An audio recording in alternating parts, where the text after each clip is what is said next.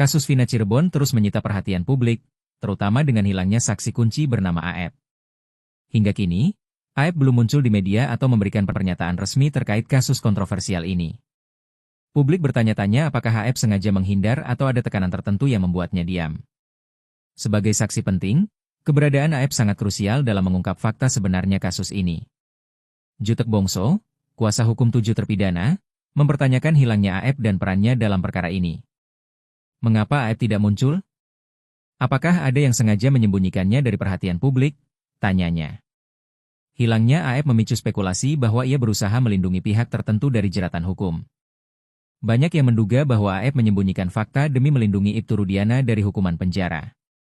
Jika Aep muncul dan berbicara, bukan tidak mungkin ada fakta baru yang bisa mengubah jalannya perkara. Sejumlah pihak mendesak kepolisian agar segera mencari dan menghadirkan Aep ke hadapan publik.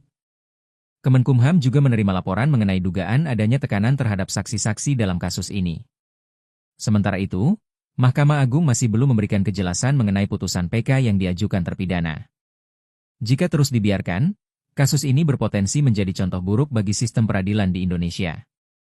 Kapolri sendiri menegaskan akan menindaklanjuti semua temuan yang mencuat terkait kasus ini secara transparan. Penyelidikan internal mulai dilakukan untuk memastikan bahwa tidak ada unsur rekayasa dalam putusan sebelumnya. Banyak pihak mempertanyakan kejanggalan dalam proses hukum yang menjerat 7 terpidana kasus Vina tersebut.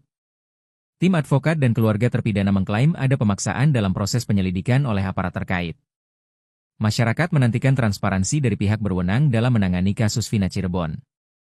Keberadaan Aep harus segera ditemukan agar fakta-fakta kasus ini bisa terungkap secara terang benderang.